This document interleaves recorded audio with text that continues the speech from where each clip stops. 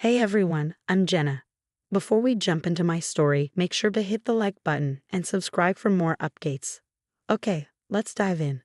Living with Sean has been a roller coaster of love and chaos, with a surprising side of family drama that no one would envy. We tied the knot 2 years ago, believing we were embarking on a life full of shared dreams and mutual respect, not just between us, but with our families as well.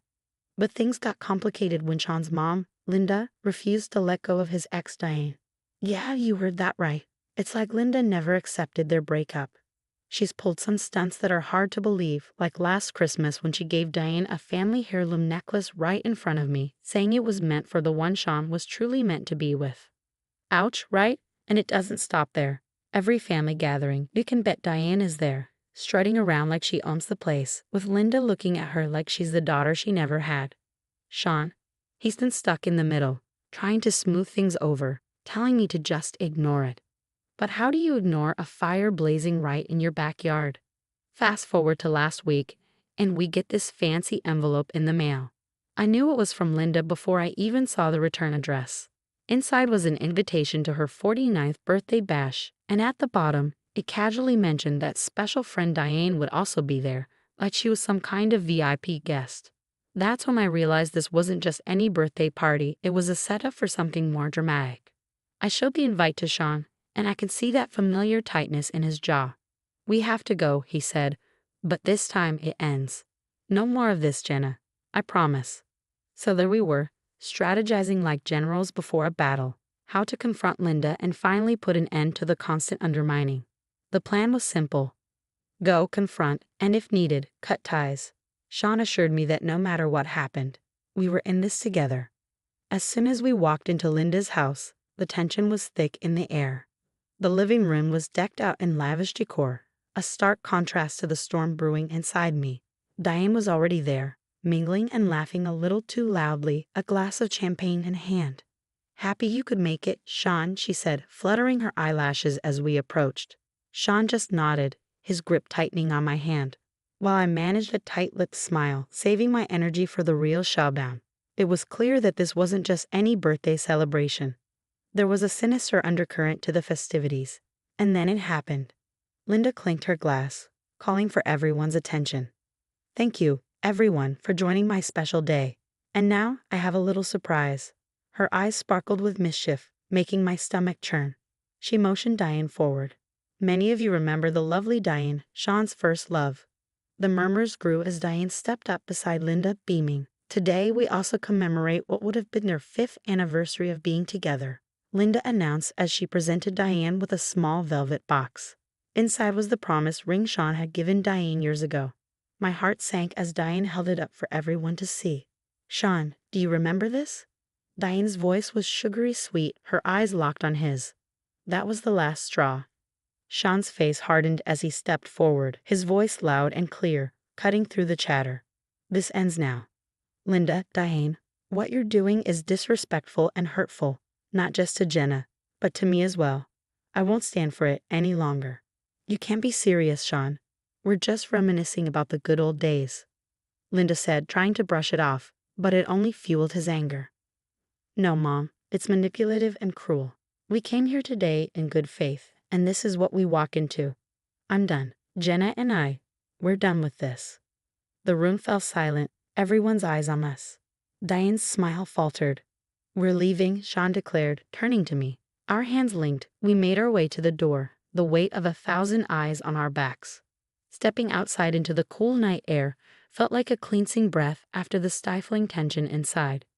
We need to rethink everything, Jenna. How we handle them, how we protect our peace, Sean said as we walked to the car, his voice firm but weary. I squeezed his hand, feeling the resolve harden in both of us. Together, I assured him, knowing that whatever came next, our united front was the only way forward. The ride home was a blur of streetlights and silence, each of us lost in our thoughts about the night's chaos. As we finally pulled into our driveway, Sean broke the silence. We can't let this go on. It's not just about tonight, it's every gathering, every call. It's constant. You're right, it's like they feed off the drama. We need boundaries, real ones, not just talk. The next morning, over coffee still heavy with the residue of the night before, Sean and I laid out our plan. It was drastic, but necessary. Sean pulled out his phone, scrolling through the texts, proof of the relentless interference from Linda and Diane. Later, we received a call from Diane, her voice shaky, panic lacing her words. "Sean, you need to come quick. Your mom, she had a fall. It's bad." I watched Sean's expression shift from concern to skepticism.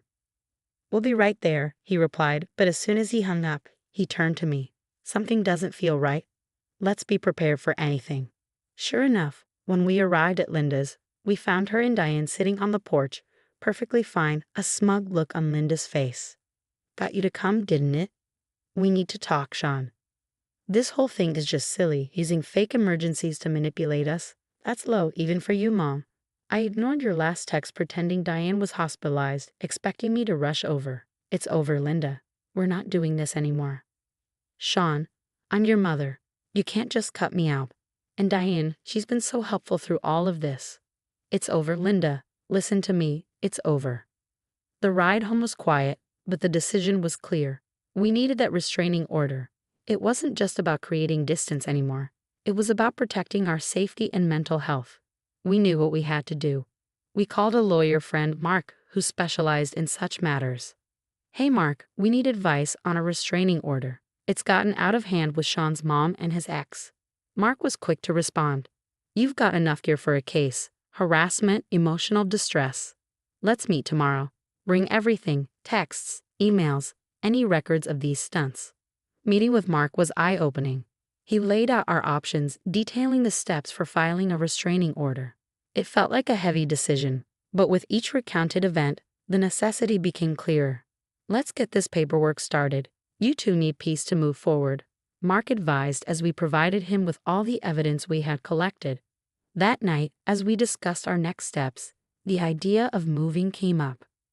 "We should consider getting out of here. Start fresh somewhere new," I suggested, the weight of our recent troubles pressing down. Sean nodded, his mind racing with possibilities. "Yeah, somewhere far from all this drama. We could really use a clean slate." The following weeks were a whirlwind of real estate listings and late-night discussions about where to move. We wanted somewhere peaceful, a community that felt like a retreat from our current turmoil. "How about Asheville? It's beautiful, quiet, lots of nature. Could be the fresh start we're looking for," Sean proposed one evening, showing me pictures of misty mountains and vibrant fall colors.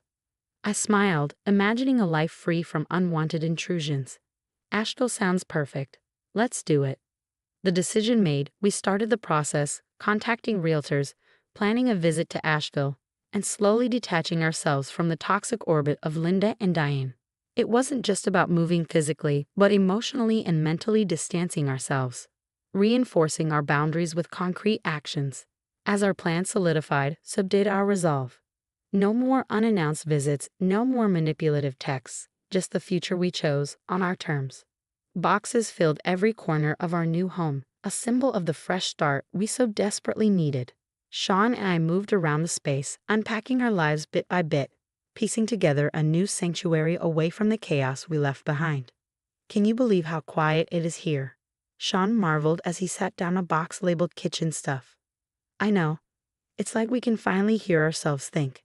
As we unpacked, every item sparked a small memory, a reminder of what we had endured and what we hoped to build here. We organized, decorated, and in each small decision, we found glimpses of the peace we sought. Later, as we sat surrounded by half-unpacked boxes, our phones beeped almost simultaneously. Messages from Linda and Diane. Attempts to breach the walls we had built. We looked at each other, a silent agreement passing between us. Time to block these numbers for good. With a few taps, the final ties were cut. The silence that followed felt like the first true breath of freedom. I can't say I won't miss some parts of the past, but I won't miss the drama.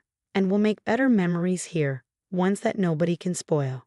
As night fell, we took a walk around our new neighborhood.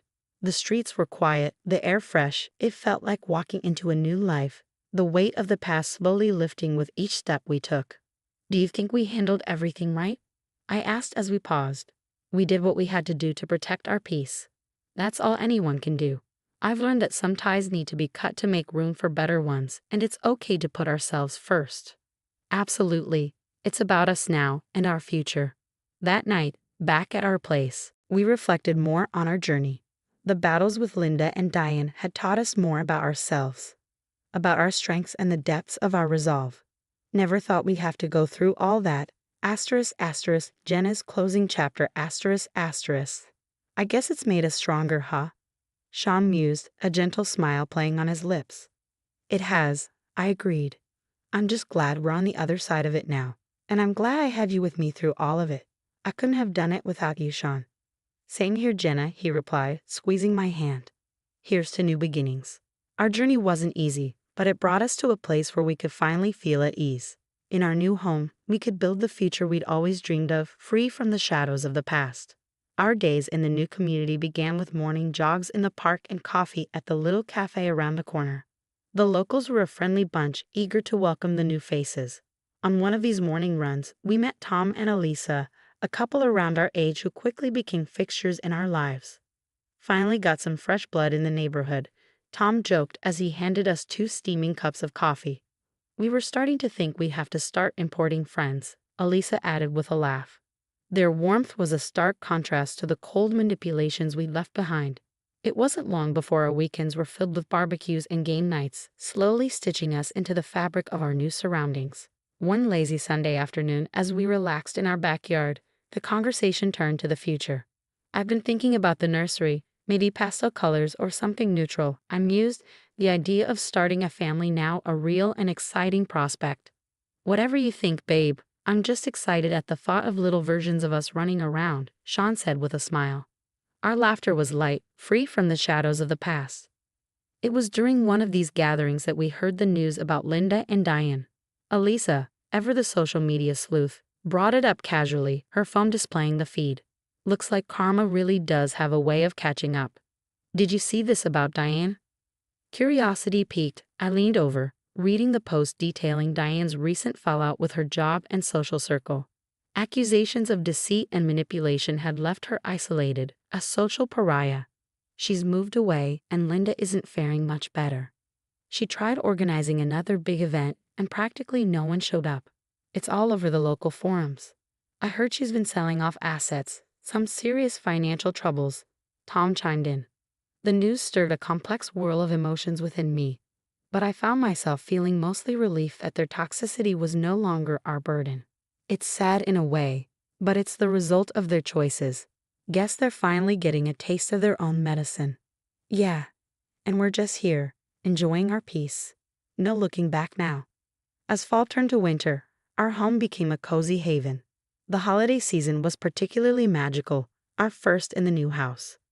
Decorations lined the streets and our home glowed with lights and festive cheer. We hosted our first Thanksgiving, our friends filling the home with laughter and stories, a stark contrast to the strange family gatherings of the past. During one quiet evening, as we sat wrapped in blankets watching the snowfall, Sean pulled me closer. I've been thinking about how far we've come. It's been a journey, huh? It has, but look at us now, happier than ever. We made the right decisions, Sean, for us, for our future. I know, he said, his voice filled with conviction. And every day, I'm grateful for it, for us. We stuck together through everything. That's what made the difference. That's what will always make the difference. Nodding, I felt the truth of his words deep in my bones. Our past trials seemed distant now, lessons that taught us the value of unity and the strength of our bond. I loved you, Sean, more than ever. And I love you, Jenna. Here's to us, to our future. Outside, the world was white and quiet, but inside, our home was warm with love and the promise of brighter days. Our journey had taught us the true value of peace, and as we looked ahead, we knew we were ready for whatever came our way, together. Sean and I made the choice to cut toxic ties and start fresh. Now we turn to you. What would you have done in our situation? Would you have tried to mend things despite the ongoing issues, or would you have taken the same path? It's a tough call, and everyone's circumstances are different. Share your thoughts and experiences in the comments below. If you enjoyed this story and want to see more, don't forget to like this video and subscribe to the channel.